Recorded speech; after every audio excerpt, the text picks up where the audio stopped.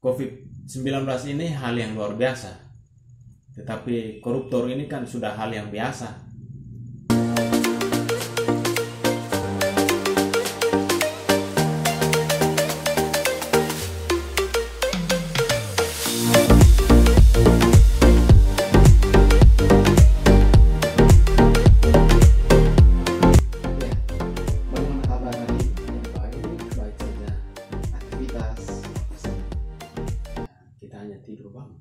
Wah, stay home ya?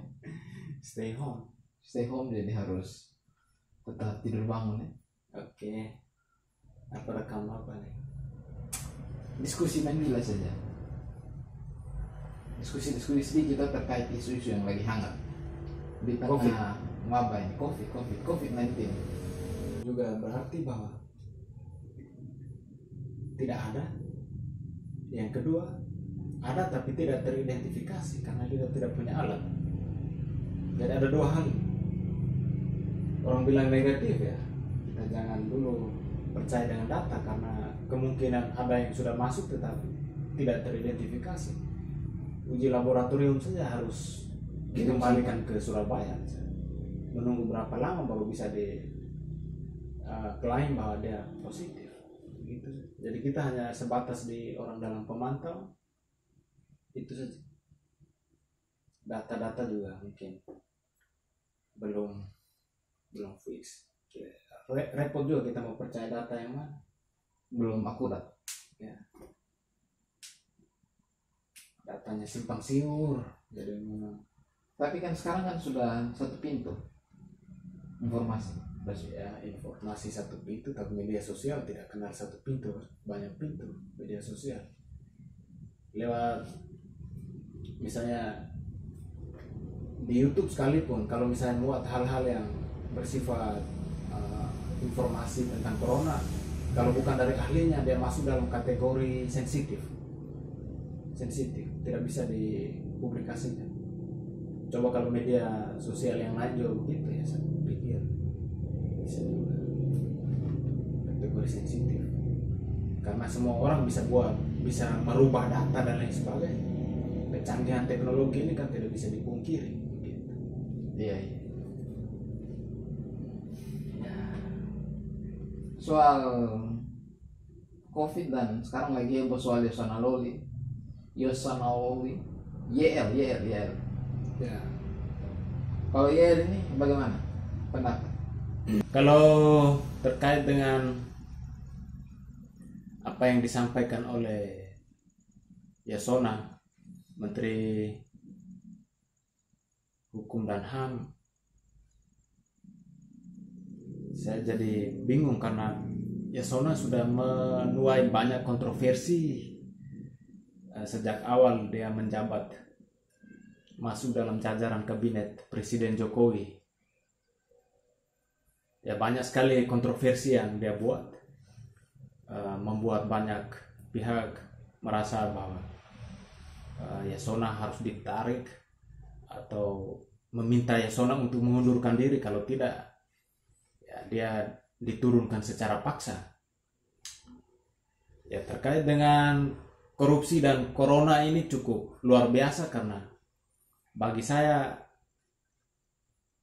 dua hal yang bisa menjadi bagian yang tidak bisa terpisahkan dalam konteks tertentu. Dengan banyak alasan, anggaran negara ya terkuras untuk bidang kesehatan sehingga di lapas banyak penghuni lapas harus dibebaskan. Ya, bagi saya ini suatu hal yang luar biasa. Hal yang luar biasa kenapa? Karena di satu sisi banyak orang merasa panik dengan adanya COVID-19, tetapi di sisi lain juga ada banyak merasa diuntungkan dengan hadirnya virus ini, termasuk koruptor merasa diuntungkan dengan adanya COVID-19. Ya. Begitu. Ya.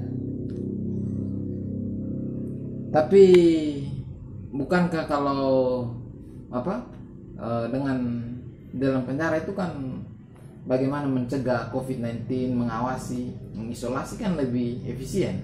Atau bagaimana pemikiran Yasona menurut abang ini bagaimana? Ya,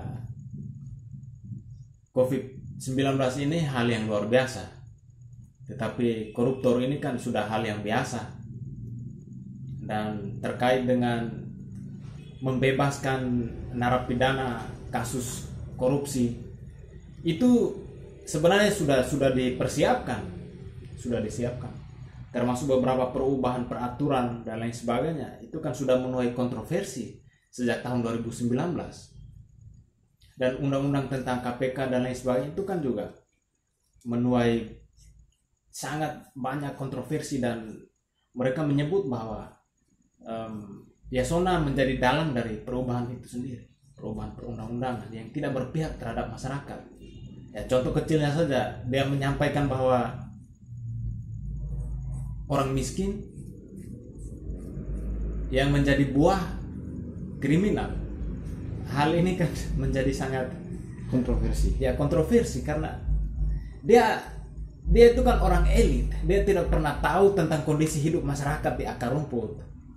Jadi apapun yang dia sampaikan, ya konteksnya elitis. Dia tidak mengerti kenapa kriminal itu bisa terjadi. Begitu. Jadi kalau menurut abang Yasona Lawli ini cocoknya dia masih mau menjadi menteri atau cocoknya dia ini diapakan, pas jadi menteri atau ganti saja dia Yasona Lawli? Orang-orang begini nih. Saya pikir itu keputusan presiden, tetapi menurut saya dia jangan dulu ditarik atau mengundurkan diri. Bagi saya dia harus mempertanggungjawabkan.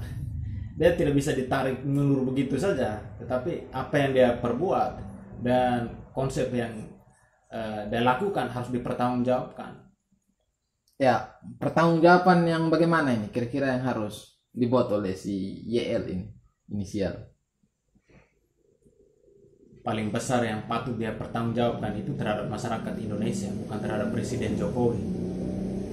Jadi dia harus tahu bahwa misalnya apa yang dia sampaikan, saya pernah baca di CNN bahwa hanya orang yang mempunyai kemanusiaan tumpul yang berani berkomentar atau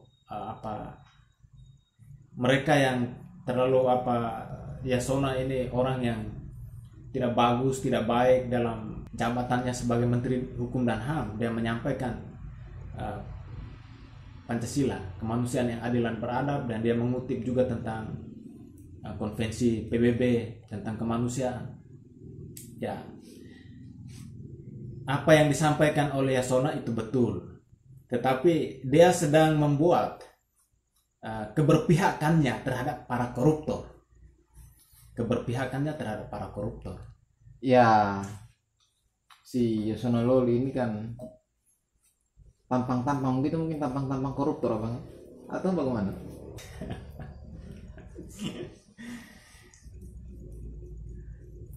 Dari tampang orang bisa sangat baik karena tampangnya, tetapi penjahat. Misalnya orang penjahat tapi berhati dangdut, misalnya tampang rock tapi berhati dangdut. Dan dari tampangnya itu tidak bisa ditelusuri apakah dia baik atau tidak, karena penampilan. Siap.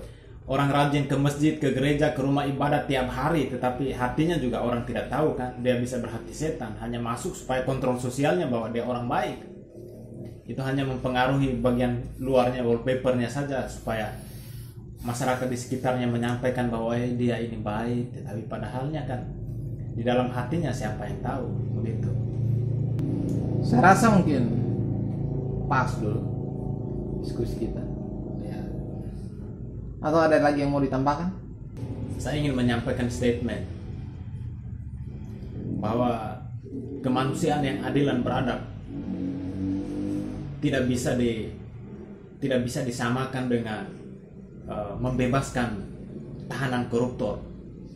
Karena para koruptor itu selama dia menjarah banyak dari uang negara, itu mereka sedang melakukan hal yang tidak beradab. Lalu Yasonan muncul sebagai pahlawan kemanusiaan untuk koruptor. Itu kan sama dengan penjahat membebaskan penjahat. Jadi kemanusiaan itu rancu dan abstrak di mata Yasona. Karena memang sejatinya kemanusiaan adil dan beradab itu adalah yang menjadi hak masyarakat kecil, akar rumput, kaum yang termarginalkan, tetapi diambil oleh koruptor. Ketika mereka korupsi, tidak disebut sebagai kemanusiaan yang adil dan beradab. Ya, itu adalah statement terakhir Jeremy Keuan. Jangan lupa like, share, subscribe, bagikan video ini, berikan komentar sebanyak-banyaknya tentang Yasona Lawley yang rencananya akan membebaskan 30.000 napi, 30.000 napi. 30.000 napi se-Indonesia. Se-Indonesia. Ini kejahatan atau kemanusiaan? Kita simak saja, kejahatan atau kemanusiaan. Oh iya, pesan terakhir, subscribe YouTube apa? Bagi saya, kalau suka ya suka, kalau tidak ya tidak. Saya tidak memaksakan untuk subscribe. Tapi kalau mau berselancar silakan. Kalau suka dengan sastra, puisi, di Bayo Raya Keuan channel, Bayo Raya Keuan. Dan dokumenter saya ada di Jeremy Keuan Dokumenter. Kalau suka, suka. Kalau tidak, tidak usah nonton. Terima kasih, salam hormat. Dari timur Indonesia, Jeremy Keuan. Oke, dari timur juga Indonesia, Luli Nilan.